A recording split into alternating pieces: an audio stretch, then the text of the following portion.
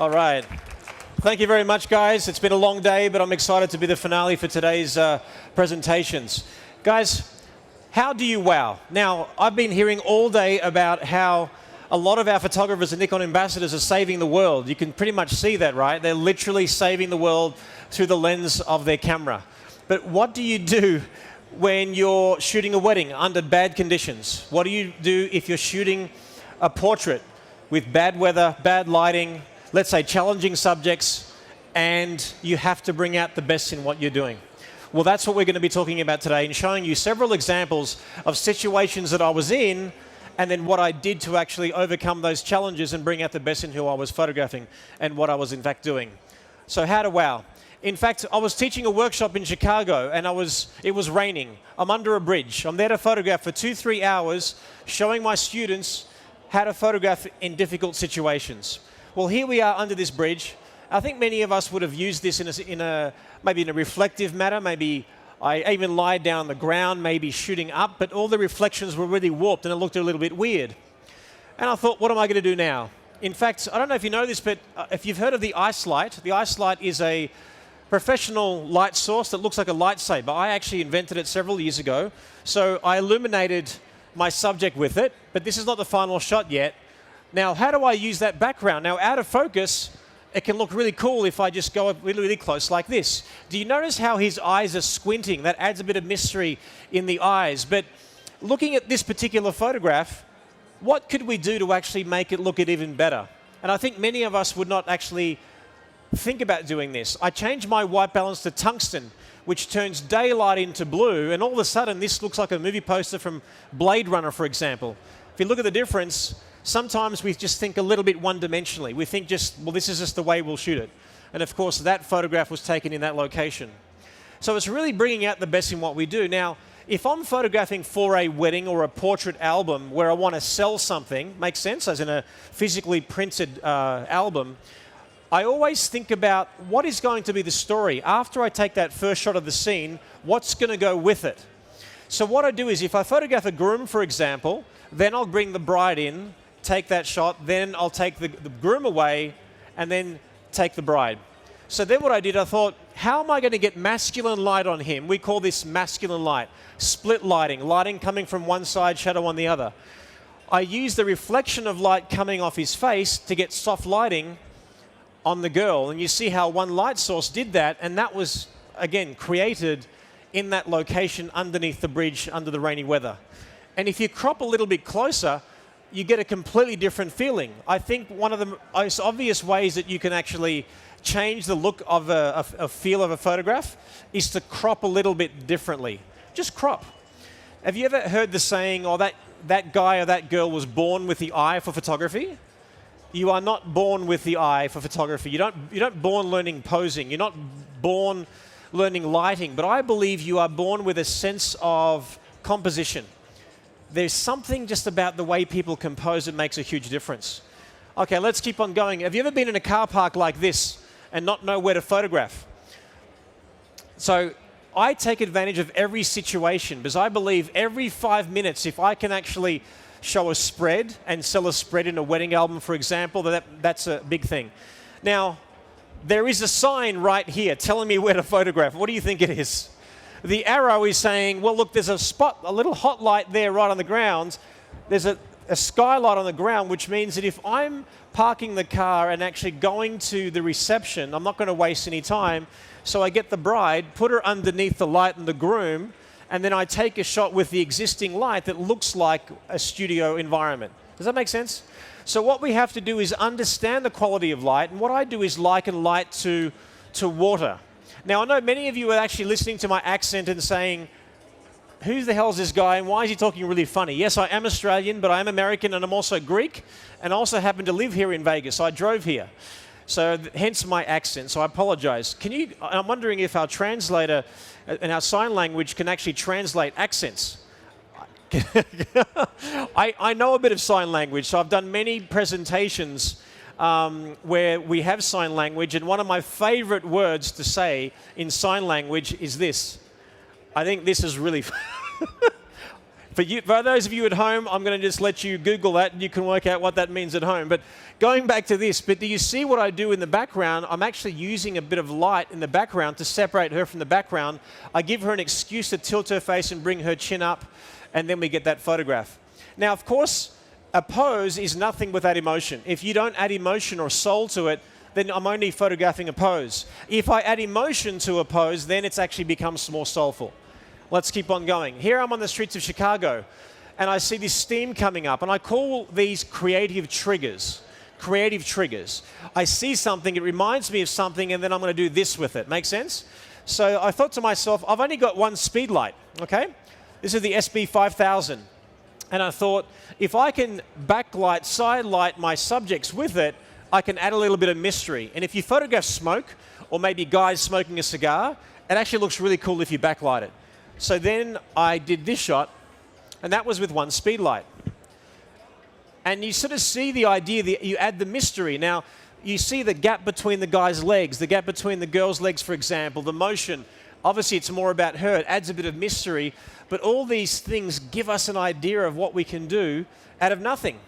Because I'm telling you now, and if you actually haven't done this before or seen many of the photographers today, I'm telling you now, you've got to check out some of the ambassadors and go back to the nikon.com/live page and see these photographers, because many people are saving the world through the lens of their camera. I'm only saving the world of a bride or a fashion campaign. Now, don't get me wrong, I'm not saying it's less important, because to the bride, that's that one day that's really, really important for her. Now, if she gives me a blank canvas that's quite terrible, as in, when I say terrible, bad lighting, cluttered house, no time, a challenging church lady, let's just call her a challenging church lady, a mother-in-law from hell, what do you do with all those different things? Well, you have to create something out of nothing. Let's keep on going. And then I thought, let's just get her to jump and let's have some fun. But do you see again how these kinds of shots can happen out of nothing? So what I did is I exposed for the background, got my exposure for the background. I used TTL, and then we get this shot. Okay, so then we walked around at nighttime. I'm going to say, look, what can I find as I just walk the streets? Now, let the light be your creative trigger. The light will tell you what to do every single time. Let me explain. So I was walking the streets here, and I saw this little quality of light, this beam underneath this handrail. So I get my girl right underneath. I turn her body away from the light source, turn her face back in. Now, let me tell you that again. Wherever the light source is coming from, let's say, for example, you walk in and there's a bedroom window here. If we turn the girl towards the window, it's going to be flat and bigger and broader. If I turn the body away from the light source until we get a shadow on the cleavage in the middle of a dress, for example, now we see depth, dimension, and form, and shape and scale. Turn her face back into the actual light. Now I'm shooting her on the short side, or what we call the narrow side, but now we get a beautiful shot. But I want to sell a spread of a portrait album or a wedding album, so I bring the guy in, and now I've sold that spread with 2 shots. The cool thing about a mirrorless system is you can see what you get inside your camera. Now, there's plenty of other photographers and ambassadors today talking about the Z system, which I certainly love and use, but I wanted to actually show you how to bring the best out of literally nothing at all. Now, how many times have you walked past a street sign like this and totally ignored it as a photographer or as a hobbyist? Now, if there was Nikon lighting or Westcott lighting or Profoto lighting, a sticker on this wall or on this sort of street sign, you would say, well, there's a light source. Oh my God, they've just created a great light source, but it's a fixture. So I got my subjects close to that light source, and there's a big softbox. It's beautiful. That's what we've got to do, guys, is even if you're watching at home, if you're a pro or a semi-pro, if you're in the audience as a hobbyist, wouldn't you like to take better photographs just every single day? In fact, think about it. We are the most popular hobby in the world. Think about it. How many photographs are taken each day? The most popular hobby in the world. But it's fun that we can create something out of nothing. And what's happening here is this is at one of my workshops, and we tether to an iPad, so whatever I photograph comes up on an iPad so people can see what we're doing. How many times have you been into a bedroom and it was bad light and you had no reflector because you had it in the boot of your car, the boot, you guys say trunk, the trunk of your car. So what I did was I simply just pulled back the blind, and now I've got this perfect reflector and I get this gorgeous quality of light. Now, it's not an amazing photograph, but under the circumstances, you would say it was pretty good. That's what I'm trying to say, guys, is that we need to look at the world a little bit differently. That's what we are being paid to do. We are there to look at the world a little bit differently. Otherwise, if everyone can do what we do with the iPhone or whatever for a smart device, then really we're obsolete. Probably no better example than this one. I was at a wedding, and as I was walking with the groom, I turn and look at the house, and I see a reflection of the groom's silhouette against on the glass. And I looked at it, and as I saw the glass, as in his reflection of his silhouette on the glass, the bride walked past. I thought, wait a second, I've got an idea. How cool would it be if I found a stepladder, which I did, so I get the groom to stand on a stepladder, I get the bride merged in his face, and then this is not a multiple exposure, this is not done in post-production, it's done in camera. We go from this, and we get this. Is that fun? So it's fun to be able to create these things because they're not obvious. I find, especially in our industry, there's a trend that everywhere we go, we bring the same light source. For some reason, and those of you watching at home, you may be guilty of this, let me liberate you from carrying all this gear at every single shoot. Often we big lights and big softboxes, and everything looks good, but looks the same. So I find I'm using the elements around me because I feel like that's what's going to be different, because every element, every country, every state that I work in, every house has different unique elements about it. In fact, when I was younger, I used to watch the show called MacGyver. Do you guys used to watch the show MacGyver? I grew up with that show. Did you grow up with that show? You know how he used to get locked in a tool shed and drive out with a bus? And you thought, how the hell could he make a bomb out of things in the refrigerator? Like, this guy was resourceful. So I thought to myself as I was growing up, I'm like, what would MacGyver do if he was a photographer? And it starts to make you think differently. And that's what I'm saying, is that I find that being exposed to incredible artists, not only just photographers, but painters or whatever, sculptors, it makes you think differently. Now let's look at this location. We're there, obviously in the Chrysler building, and there's New York and there's shade. Now what do? I want to photograph a cool picture of this guy. I have one speed light. What do? Well, first of all, if I put him in the shade, he's going to be almost pitch black like this is. If I put him in the sun, it might be good, but the sun's all the way that way. I want to suggest the presence of the Chrysler building, but I want to be able to put him somewhere. So obviously, an off-camera flash would do. So what I'm actually getting to do, just so you know, can you imagine the groom here, or the guy, what you don't know is he is actually posing like this. Now, you might think, well, Jerry, he doesn't look like it. Here's an important piece of information. When you are shooting down low with a wide-angle lens and someone is standing like this, they look like that in a photograph. So what you've got to do is lean their body forward to correct the perspective, and that's what you do. Now, of course, if you want to shoot or create the shadow side of the face, often what I used to do at the start of my career, 25 years ago, back then you had a cord, there was no wireless. You would basically just bomb the flash until you just hopefully got it afterwards, because we shot in film back then. Now with digital, you can see what you're doing. So what I do is I tell my assistant, draw an imaginary line from your eye to the flash and keep on walking this way until you can just see his right eye. That means both eye sockets will be lit, and that means I'm going to create the shadow side, give it depth and dimension, and again, I created something out of nothing. And that's our job. That's what we do. That's what we should do. Are we starting to get a little bit understanding of maybe how to create something and talking about these creative triggers? Now, there's only a short period of time left for the rest of the day, and just for a little bit of fun, to get more people here, is on the count of 3, if you love what I'm actually showing to you, I'll show you maybe 10, 15 more minutes of more things. But I'm only going to show you if on the count of 3 you clap and cheer and freak out. What's going to happen is people will think, oh my God, there's something amazing happening on the Nikon booth. Maybe there is, maybe there isn't, but I think it'll be fun to do it anyway. Ready? On the count of 3. Ready? 1, 2, 3, go.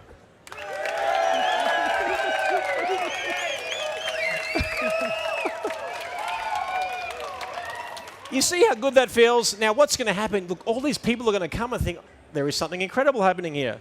That's what it's all about. But energy creates energy. That's why I did that. All right, let's keep on going.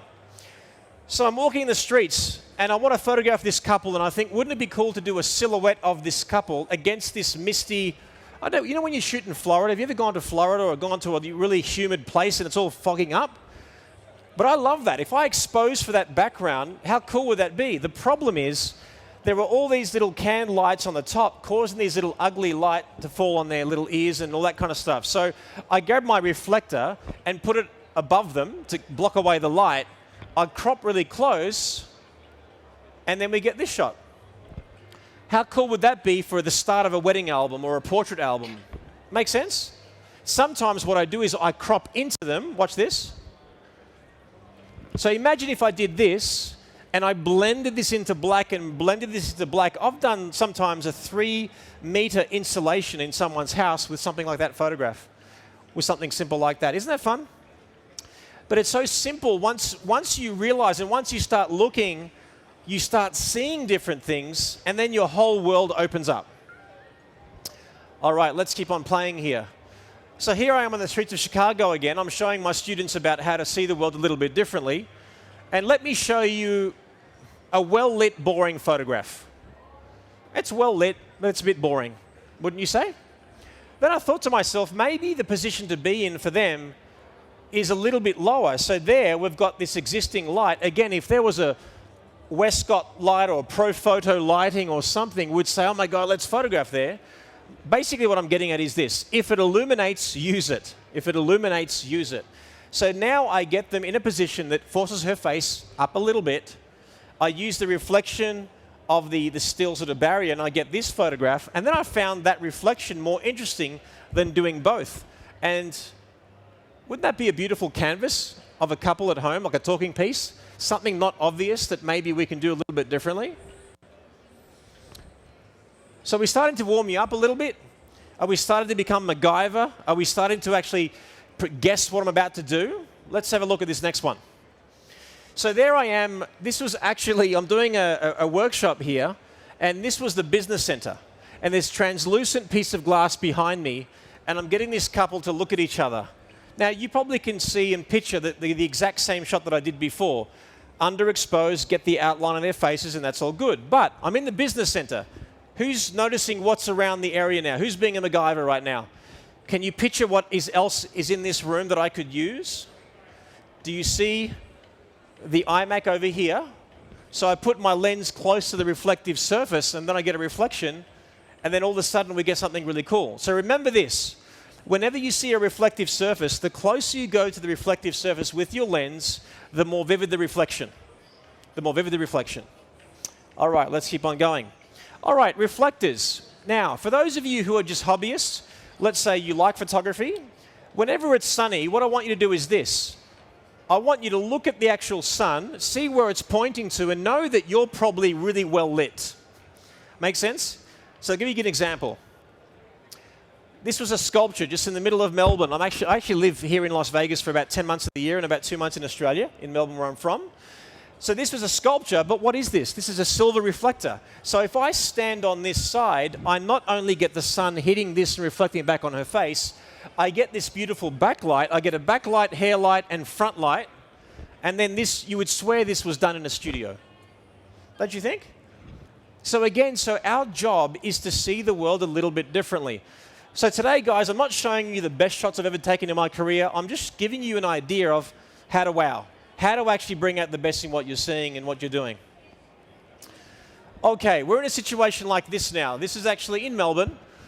And if you're looking at this and if you're watching back at home and playing at home, what would you do in this situation? I'm in shade right now, and I want the cityscape in the background. So I grab off-camera flash, and I take this shot. Nothing that amazing, nothing that incredible. But what I do is I put my white balance on shade, which makes my lighting look a little bit more like video light rather than flash. Let's go back to the actual location again. So then there again. So the creative trigger in this environment was this particular bar table. Well, what do you do at a bar table? You lean on and have some fun? We do this shot. Have a little bit of a giggle, beautiful catch lights in the eyes, life is good. Then, so you see how it's more saturated. Now I get a little bit of flare in there. if I want. Now, this groom saw a couple of these photographs and he said, Jerry, thank you, I'm done. Like literally 5 minutes of photographs. And I'm like, dude, you barely got married and now you're stopping. I'm like, help me help you, you know? So I said, I tell you what, give me 10 more minutes. So he gave me 10 minutes. So there we were, the sun was going down, and I'm thinking, let me get a shot of them backlit just walking towards a camera. Nothing that exciting, but I got that. Then I felt something else brewing. I'm thinking, wait a second, I don't have a wow shot yet. I feel like every time I do a shoot, whether it's wedding, portrait, fashion, or boudoir, or commercial, basically I photograph people. I have to walk away with a wow shot. Now, what is a wow shot? I think it's a combination where you have to have vision for it, you have to have opportunity, you have to slow down a little bit, and you have to execute. So then I'm seeing this environment. Now, they're up on a little bit of a hill, so I come back a little bit, and I do this. Do you notice a few things in this shot? You notice the balance of the trees. You notice how she's arching her back and her booty is out. I want beautiful shape. Then the sun goes down. I know that within a few minutes, we're going to get color like this. Watch this. How important is it that we have the silhouette where the groom is overlapping his legs? Because many of us might know that if the female form, if you stand flat to the camera, that's photographing a girl at her widest.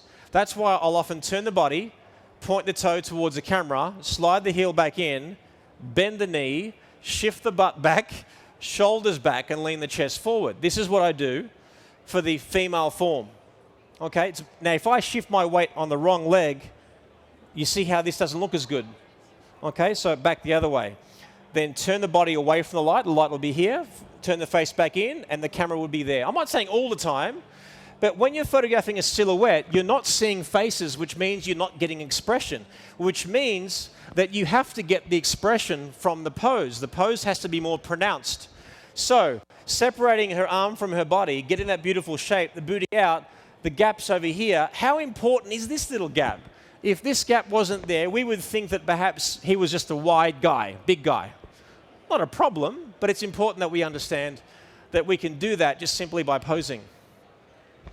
Let's keep on going. So we're there at the reception, and I need another shot because I feel like I just haven't, I need more. I need more. I want to tell more stories. So there the coordinator is sorting everything out, and then I see this silhouette of this particular person in the background. The actual bridal party are lining up to get ready to walk in. And I thought, wait a second, as soon as they walk in and they get seated and the eyeballs are off the couple, I'm going to get them back out again. And then I get the couple to hold their champagne glasses. I shoot on the other side. Does that make sense? So that's them. Then I'm on the other side shooting back this way, and then I get this shot. And that was the first page of their wedding album. Isn't that fun? Wouldn't that be fun as a beautiful canvas and beautiful wall art in their home? And again, guys, that's what I'm trying to say is that what we need to do is just see the world a little bit differently, you know? In fact, Stephen Wilkes I saw today, I actually didn't, I'm going to be embarrassed because he's here and he's actually one of my new heroes. I didn't actually know who Steve Wilkes was and is and what his work was all about. And he showed me a technique that I've never seen before. And I've been photographing professionally for 25 years. And I sat with him watching Joe McNally's presentation, and I'm telling you, I was in heaven. I'm like, I've got all these heroes around me, surrounding people that are more experienced, better than me at what I do and we do, and that's what makes you better, is playing with better players. And that's what I'm trying to say, guys, is that to be able to get something unique and interpret it the way that you do, I believe to be successful, you have to be one of three things. Be the best, be the first, or be different.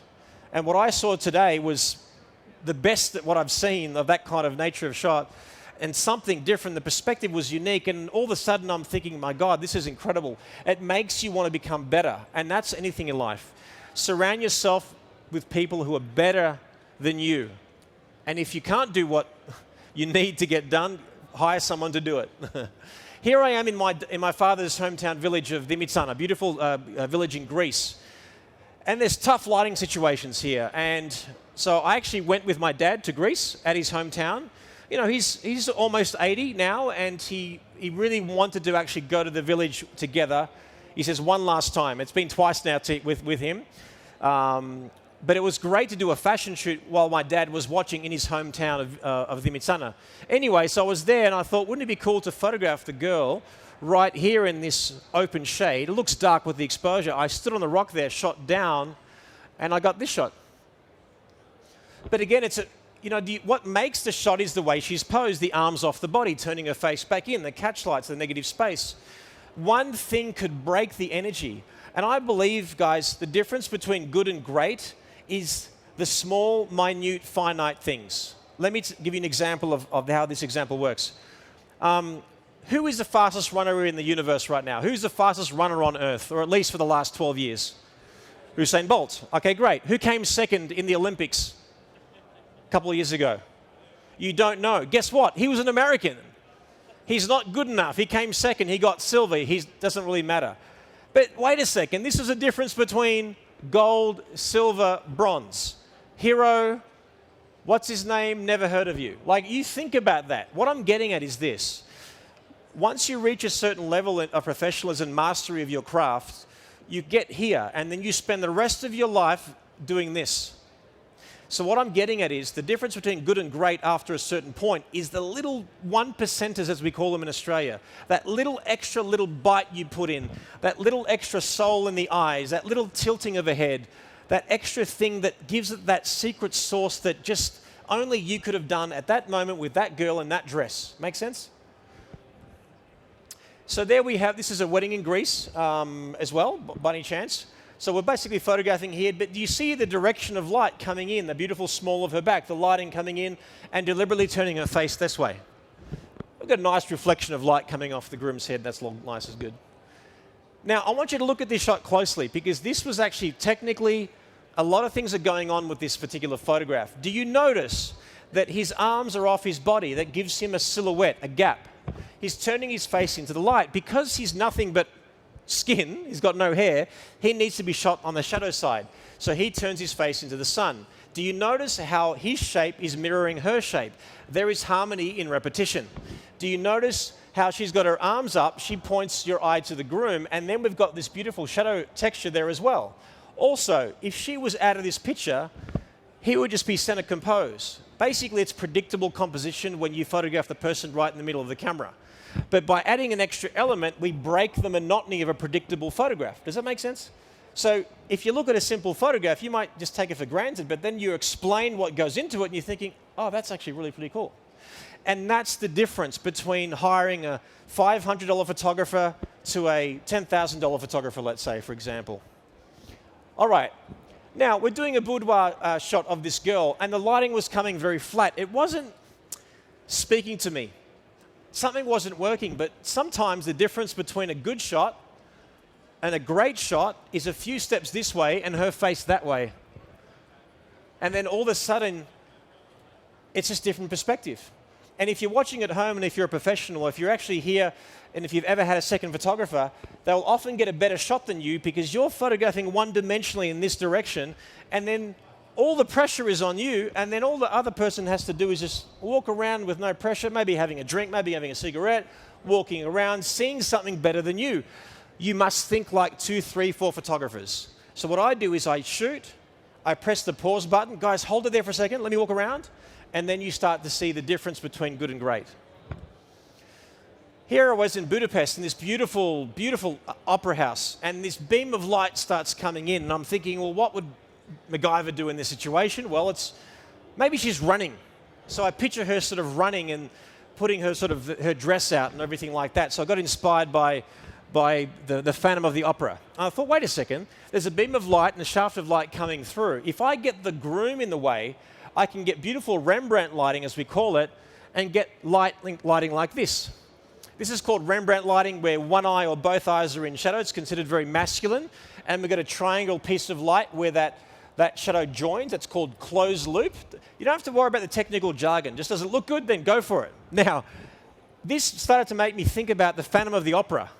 When you think about the Phantom of the Opera, the guy, he's normally wearing a mask. So I thought, that gives me the idea. There's my creative trigger. So I get the girl, the damsel in distress, if you want to call her that, and a suggestion of the guy. But you sort of see how that was in full sunlight, and all of a sudden we've got this cool shot, and this was a marble wall. Now, what did I say to you earlier today? I said, the closer you go to the reflective surface, the more vivid the reflection. So when I went here, it was abstract, but it was still there and adds a bit of mystery to this particular shot. Does that make sense? Now, with a new Z series camera, what I love about it is if you actually want to play with multiple exposures, you can see what you're doing. Let me explain. So you can either, as you turn the setting on of your camera to multiple exposure, you can pick a frame that you photographed earlier in the day and then overlap it with a new photograph.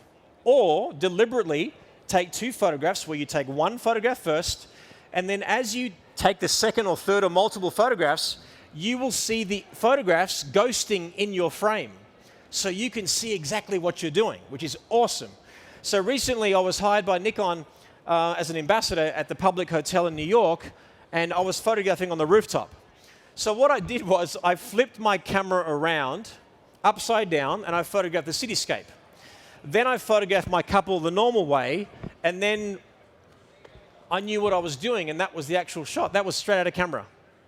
But isn't it fun to be able to use these tools in a bit of a way that makes us just create some things that never would have happened without our input? So guys, even to this day, after 25 years, again, today I was floored by things that I haven't seen before. I hadn't seen this technique before. So now I'm like, this is amazing. It just opens up a whole new world. Not that I'd ever even attempt to do anything like it, but sometimes by seeing things, it stimulates your creativity to a point where you want to try them yourselves. I want to finish off with a special photograph. This is actually of my wife, okay?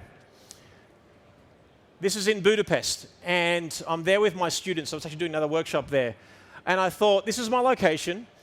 Now, obviously, if I expose for the front, everything's going to blow out and may not look as good. So I'm going to get a bit of a semi-silhouette. And so the location is telling me what to do. So I get Melissa right over here, and I give her a pronounced pose. Obviously, how do I say this? A stylized pose unashamedly, okay? Because this is meant to be like a fashion shoot. So I bring her in the shot, and we get something like this. But do you see that little tickle of light on her face? The pronounced pose with her hands? The knee over the other side that gives her that beautiful silhouette? That all makes a difference. That all makes a difference. So guys, my encouragement to you, whether you're an amateur, a semi-pro, you just love photography, you're interested, a skill in life is to be able to make the best out of anything. I believe you photograph the way you are as a person. I'm a very positive guy, so I walk into a really crappy room and I see a little pocket of light, and that's all I see. I see beauty, I don't see anything else. I look at the rose, not the thorn. So I'm suggesting to you, whether it's in life, whether it's in photography, look for the best in life, make the most of it, and be happy. Hope you learned something today, guys. Thank you so much. I appreciate you. Thank you. Thanks so much.